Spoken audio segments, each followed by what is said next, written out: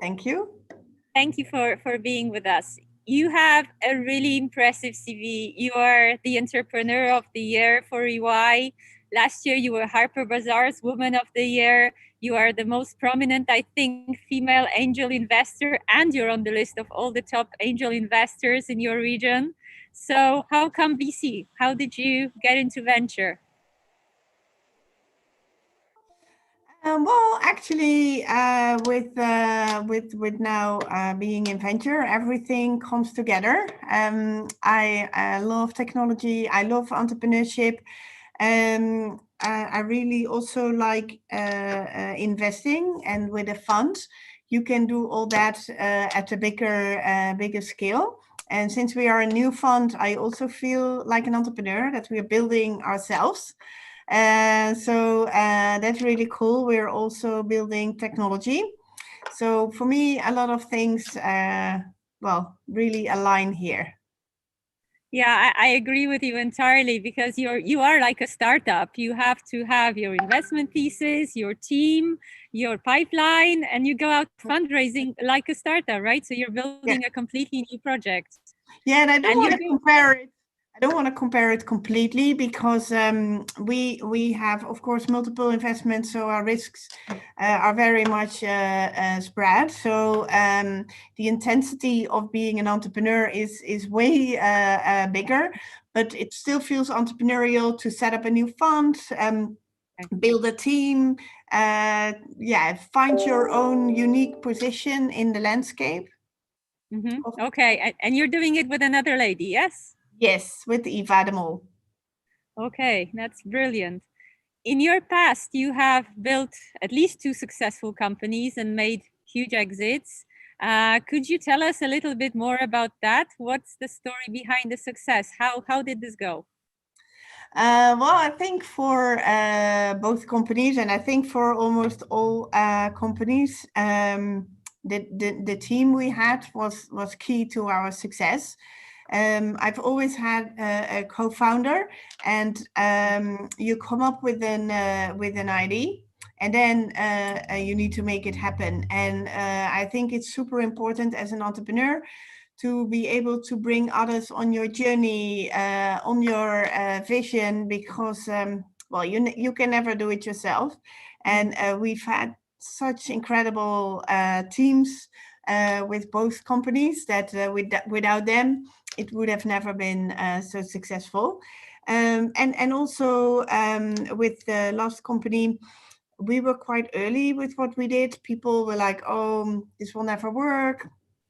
And in the end, it did, and it turned out we were early. Luckily, not too early, but early enough for others not to be focused on that point yet. Okay, and just tell us a little bit what the company did and how it developed, maybe. Yeah, we were active in the advertising technology space, and build a platform for media owners and publishers to basically support their own strategy towards advertising, to be less dependent on other parties like Google.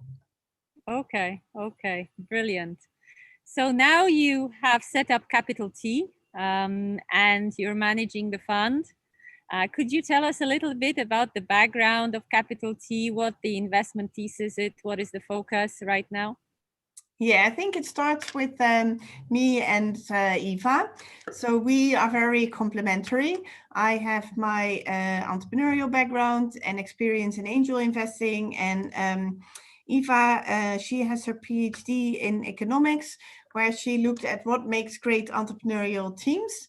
And because everybody always says the team is key, but then they're totally vague about what that means. And she created, based on her research, a model to be able to evaluate entrepreneurial teams in a data-driven way. And then she also started as an investor, and she tested her model in reality. And that is also an important part of our fund. So basically our 2 backgrounds. So we use the model that Eva created to evaluate teams in a data-driven way, and basically overlay our gut feel with facts.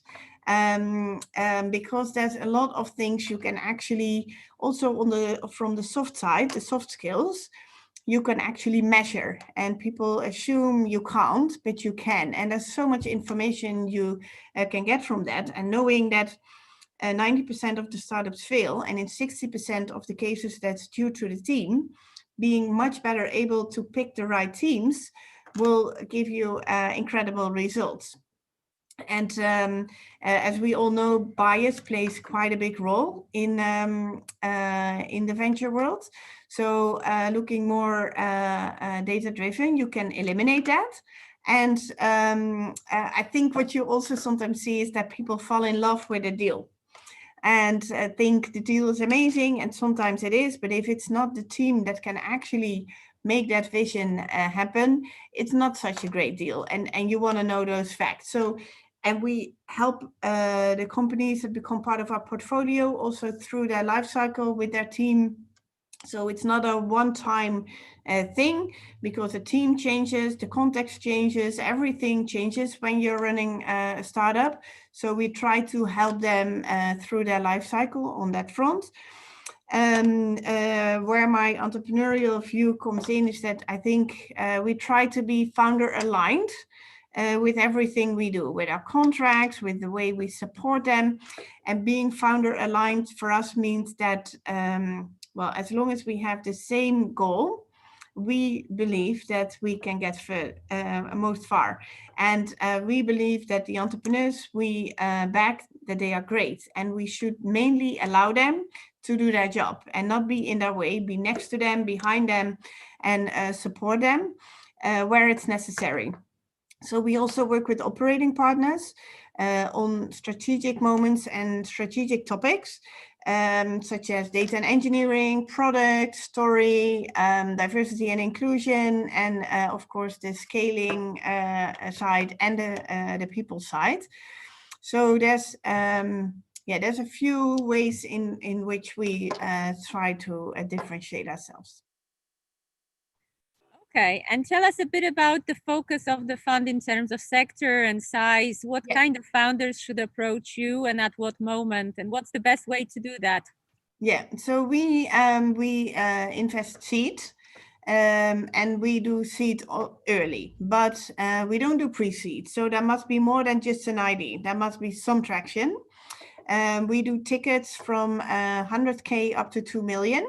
So quite a broad range. So you can approach us early when you have your first traction. We do invest in Northern Europe and UK, and we invest in a broad variety of sectors, but we proactively look at digital health, education, and business-to-business SaaS.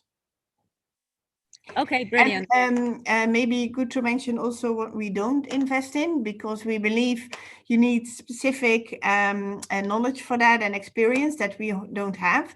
And it's hardware, biotech, and life sciences. It's a really different game for us, which requires different timelines, different kind of investors. So that's what we don't do, because others know much more about that than we do. Okay, and in terms of Northern Europe, that means Benelux and Germany, and then Nordics? Yeah, the Nordics, yes. Okay, and UK? Yeah. Okay, brilliant. And you started the fund, you've already made your first investment. So tell us a little bit about that, and how it became attractive for you, what the story behind it is. Yeah, we've done 4 investments since February, and hope to be able to do another 2 in the next months. But so they're all COVID investments, right? So during the COVID time. Yes, yeah. Because well, wow, that's really impressive. Yeah, but there's still many great companies out there, despite COVID, who have great opportunities, and so there's no reason not to invest for us. And I think what was an advantage for us is that we are a new fund, so we don't have a portfolio that suddenly got into trouble and that we needed to manage. So we had some luck there. But our first investment was in Wijsnoos. That's Internet for Education. The current internet is not very suitable for education because it's written in a complex way and it's optimized for advertisers. So let's say you want to know something about Vikings. You would get ice skates, office supplies, movies, and before you get to information you can use for education, you're like a few pages away. And then very often the information is written in a complex way. So what they do is they select those sources that are suitable for education and they assign reading levels.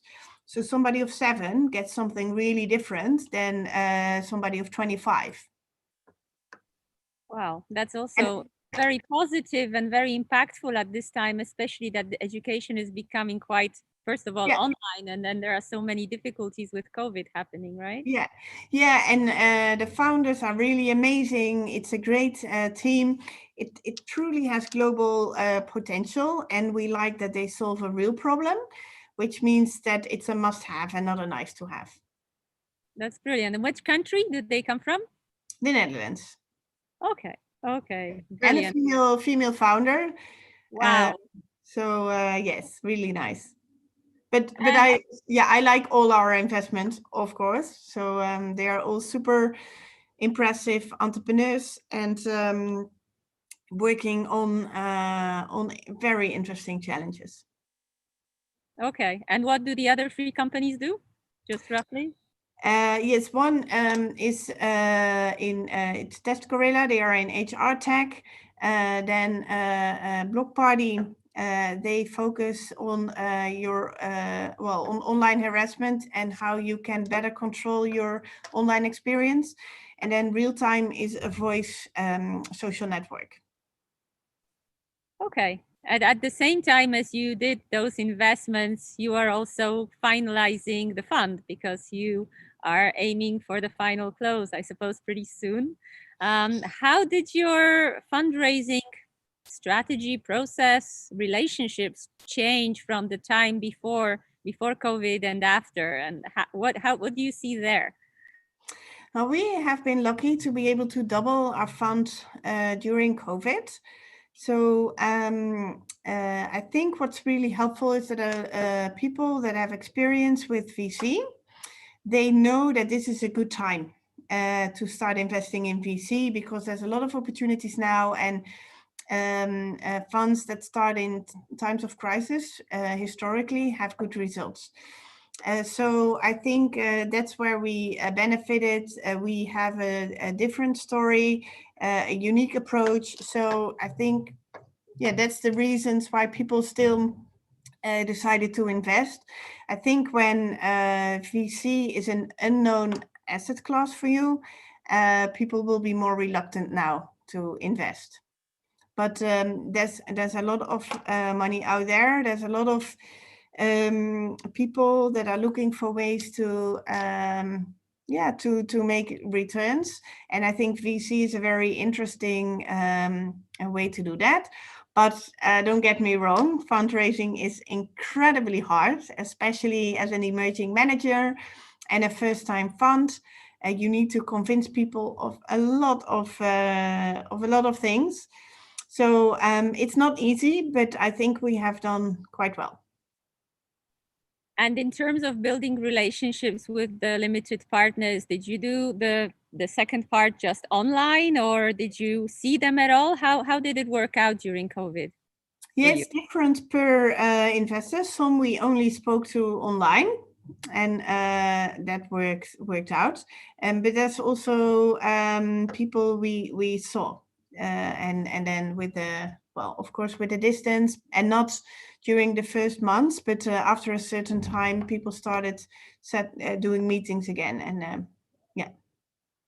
Okay, well, we're all keeping our fingers crossed for your fund to have the final close soon, because it's really great to see two amazing ladies being the emerging managers. I'm sure that because you are coming from a different backgrounds, you have a different focus on the entrepreneurs, you have a different network, and you have your own views on that. And I think that is really, really needed in Europe right now, to have more independent, more fresh views on what to invest in and the investment thesis. So it's super, we're keeping our fingers crossed for you. Super well done. Thank you. And I know that diversity, you are actually two females, diversity is also something that is close to your heart. Could you just say a few words about that? Yeah, I really believe that diversity is, especially in technology, is necessary to create an inclusive society. Technology plays such a big role in everything we do on a personal level and in work, that we have to make sure that the technology and the services we create don't exclude anybody. And the best way to do that is to have diverse teams working on that. I also believe that the value that we all create in technology should not be just for a small group of people, but a large group of people, that that everybody should have the opportunity to become part of creating the future. And so I think it's super important. That's why I set up a nonprofit to make female role models more visible, because I really believe if she can see it, she can be it. So if you see a lot of amazing women working in tech and doing all kind of different things, well, I hope people get a better view of what working in tech means, but also that they can recognize themselves and think, hey, this could be me. And people tend to think that working in tech means becoming a programmer, but there's so much more. You can become a programmer, of course, but there's design, there's product, there's sales, marketing, there's like a million things you can do in tech. And and that's where most jobs are created, that's where most opportunities are. So I really want to show that to people who feel it's not for them. And we also published a book for young girls to get them excited about technology, so that they also look at technology in a different way. Because when they're young and you ask them, oh, would you like to work in tech? Most of the time they say, no, it's boring, difficult, not for me. And if you ask them if they want to work at Instagram or Snapchat, they say yes. So I think everybody should choose the path that works for them. But I would hate it when people close doors early on in their lives based on incorrect information. And these days you make decisions with regards to your education already quite young. And well, preferably you keep all your options open. That's right. So this was the idea behind InspiringFifty, yes? Yes. So when did you set that up, and how many countries are you present in at the moment? Yes, we started in, and we is me and Joelle Freites. She's my previous business partner, and we started this together. I think we started in 2012, and we are now in several countries across Europe, Canada, and South Africa. But we have some really exciting news coming up. Okay, brilliant. So keeping for the next big step of InspiringFifty. So wow. So we're all keeping our fingers crossed for that, because it's super, super important, as you said, to show the role models. Yeah. And that's a great goal. You and I are both in the VC ecosystem, where the gender gap is huge in terms of general partners or just managing partners of funds, and then female founders investing in them. What do you think could be done here to narrow this gap, to make the world more equal in terms of females setting up their funds or being promoted in the legacy VCs, and also fundraising for the female startuppers? Yeah, I think diversity more broadly is very important in VC, because bias is a very human thing and plays such a big role in also in investing. And you see that funds with more diverse teams invest more diverse. And so that's why it's so necessary to have diversity on the VC side, on all aspects, especially since VCs have such a big impact on the future. 7 of the most valuable companies of today one day started with VC funding. So they have a big say in how our future looks. And I think the structure of VCs makes it sometimes difficult to change things quickly on the partnership level. But then again, if you really want it and you are really committed, then you can find a way to hire a more diverse team.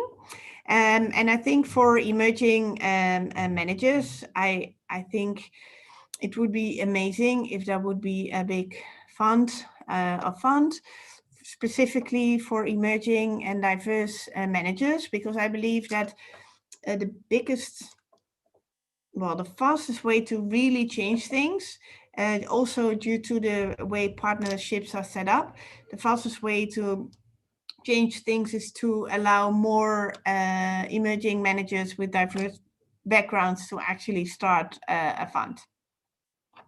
Yes, because you're right. Promotion in legacy funds takes a while. Yeah. And if we have fund of funds that have a gender lens, that have a diversity angle, that would be a huge change for the European VC landscape. Well, and it's also, it makes sense from a return perspective, from an investment perspective, because emerging managers tend to perform really well. So it's also smart to do. Mm-hmm. Indeed. In terms of the founders who are watching us here today, I always like to ask the question about some advice that you could give them in the current market environment. What's a good thing to focus on in terms of their business, fundraising? And then you have the entrepreneurial background that is so strong with you, then all the more this message is probably even closer. Well, I think times like this also provide with a lot of opportunity, because they come with change in how we work, we live, and there's always opportunities there. And a lot of big companies started in times of crisis. So I've done it now. I'm not doing it now for the third time with the fund, but my 2 companies before also started in times of crisis. And the good thing is you can still grow instead of that you need to shrink. But I think you need to try to extend your, and this is quite boring advice, but you need to extend your runway because you don't know if you can raise as quick as you could last year. If there's a way to extend that, I definitely would. But also I would continue to focus like you've done before, because your biggest asset is growth, new clients. That's what will VCs will be excited about. Also in these times, it's not just last year, it's still today that we are looking for ways to invest and great companies. I think automatically founders will be more critical about their team. You just become more focused, I think, under the pressure that people are now. And I think that's a very good thing, because you are forced to cut all unnecessary things. You are forced to be focused even more. So I would just accept that this is what it is and that you need to work with what you have. In terms of approaching VCs in general, I think you should try to make sure that you have a really passionate story to tell, because that's what gets me excited, and I think a lot of people. That you feel that the person really wants to make it happen and knows a lot about the market and the potential problems they're into, but mainly the opportunities there are, and that you feel the passion and hear the story that people have to say. There's a lot of articles written about, oh, this company raised this amount of money with this deck or variances of that. And I think you should not listen too much to that, because it's never the deck. It never is. It's always the numbers, the market you attacked, your approach, the passion you have for what you're doing. That's what gets you funding. So try to be you instead of trying to copy somebody else. That's super important advice. Janneke, thank you very much for being with us this morning. Thank you. All the best of luck with your new fund and your investment. Thank you. All the best to you and Eva, and looking forward to being in touch. Take care. Thank you. Bye. Bye.